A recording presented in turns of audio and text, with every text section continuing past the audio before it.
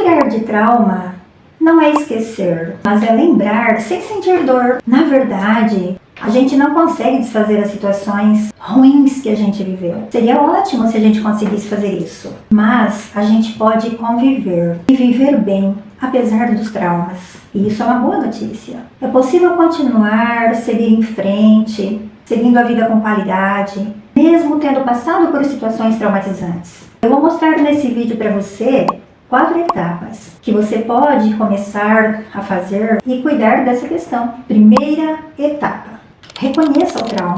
Se você achar que a palavra trauma é muito forte, muito pesada, porque de fato realmente é. Porque quando a gente fala em trauma, normalmente a gente associa a algo catastrófico. Mas você pode usar outra palavra para substituir o trauma. Você pode usar a palavra situação, um evento, uma dificuldade, não necessariamente a palavra trauma. E quando eu uso essa palavra, não significa que você necessite ter vivido alguma coisa impactante na sua vida. Quando a gente fala em trauma, você pode associar alguma coisa que foi difícil para você lidar, algo que você sofreu com você mesmo, um pensamento que você teve, algo que de fato teve um impacto importante na sua vida.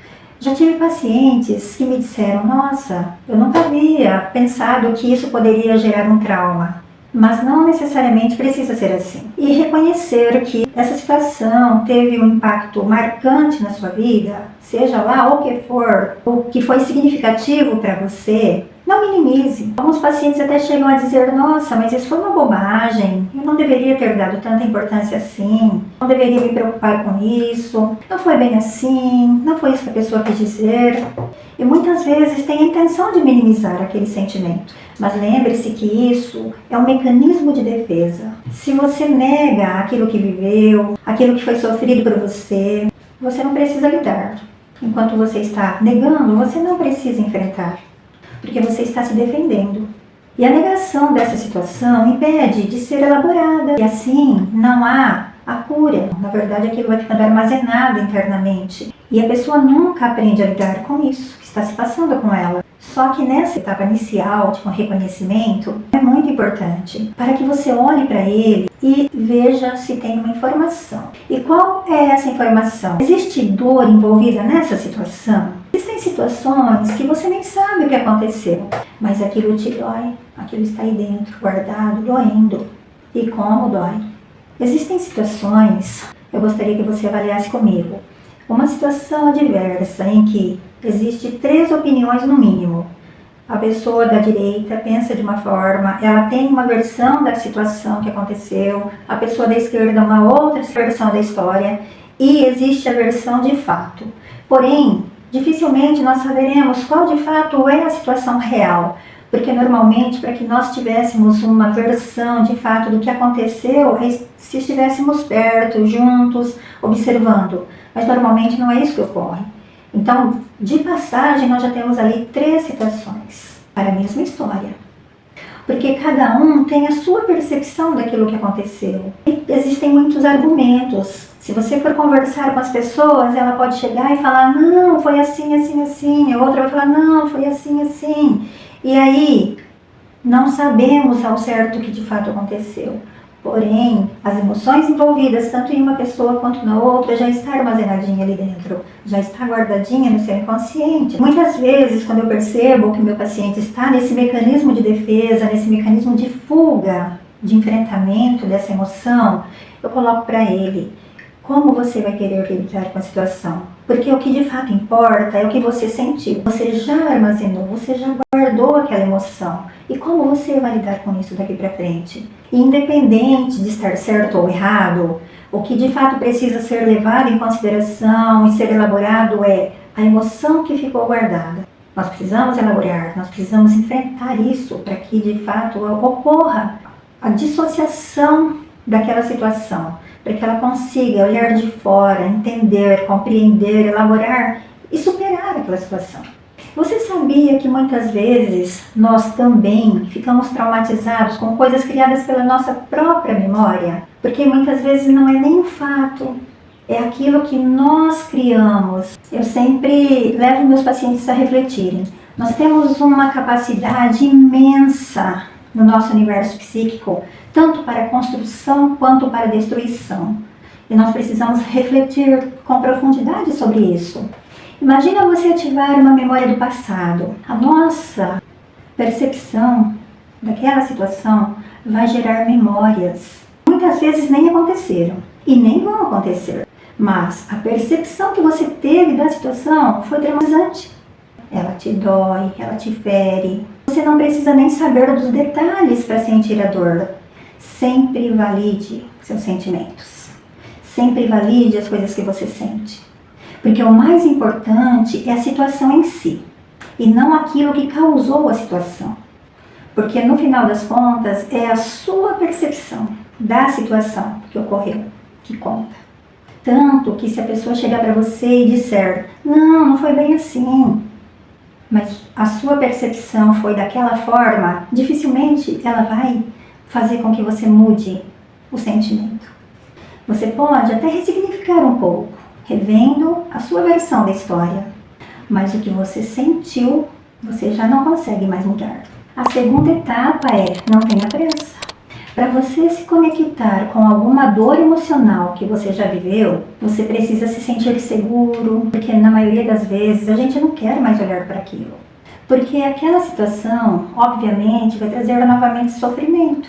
Se você não consegue olhar, se sentir seguro ou mesmo falar, é importante que você faça esse processo. E é algo que você não pode ter pressa. E essa questão, muitas vezes, em processo terapêutico, demora. Até que o paciente estabeleça o vínculo, a confiança, até que ele tenha esse entendimento, até que ele se sinta seguro, confortável, vai precisar de tempo.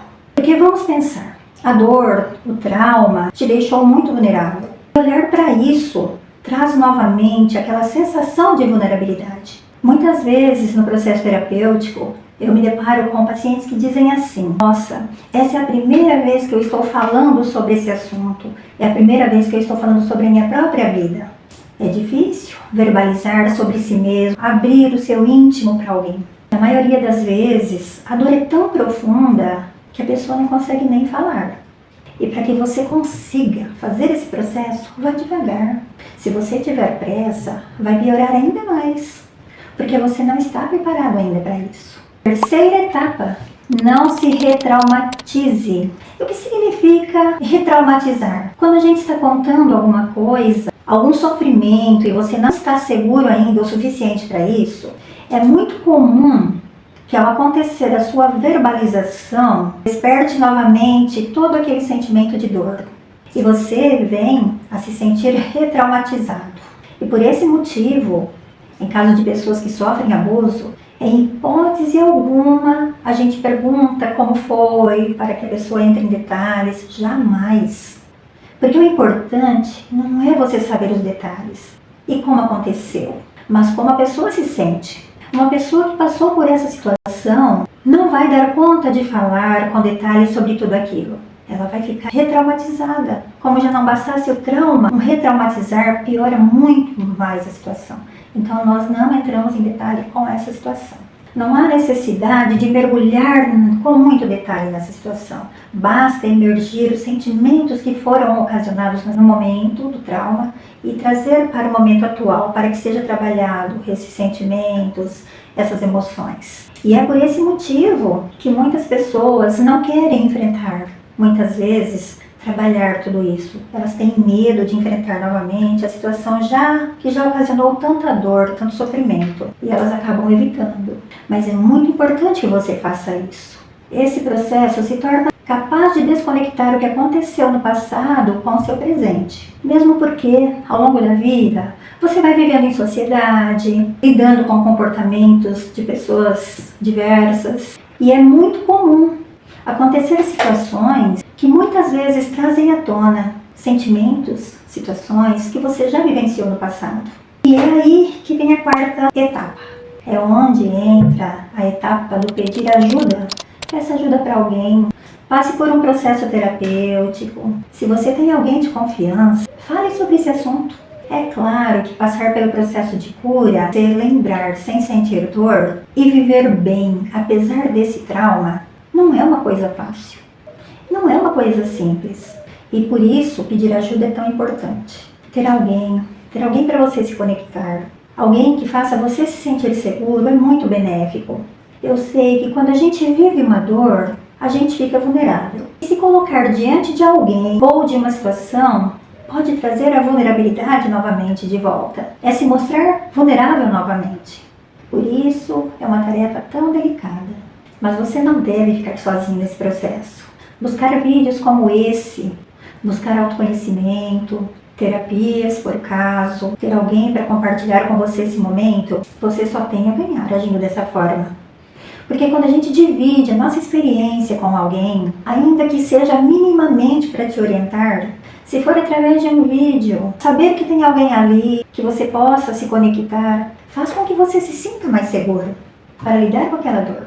Assim, o seu corpo e a sua mente começam a entender, a processar devagarinho, que você já não está mais em perigo, que já não existe ameaça sobre você. E aí você consegue soltar as amarras do passado, soltar aquilo que já não é mais necessário carregar. É quando a gente ressignifica a própria história, o passado, vem para o momento presente, consegue dar um novo sentido para aquilo que a gente viveu. Neste momento você entra no processo de cura. Se você quiser aprofundar sobre esse assunto, assim como outros temas que vêm de encontro a auxiliar você na trajetória da vida e construir no presente um futuro mais saudável, com mais qualidade, me segue aqui, se inscreva no canal, curte e compartilha com alguém que também esteja precisando ouvir isso. Então hoje nós ficamos por aqui. Uma abençoada semana para você. Eu te aguardo na próxima semana, no próximo vídeo. Deus abençoe você grandemente. Um beijo no coração.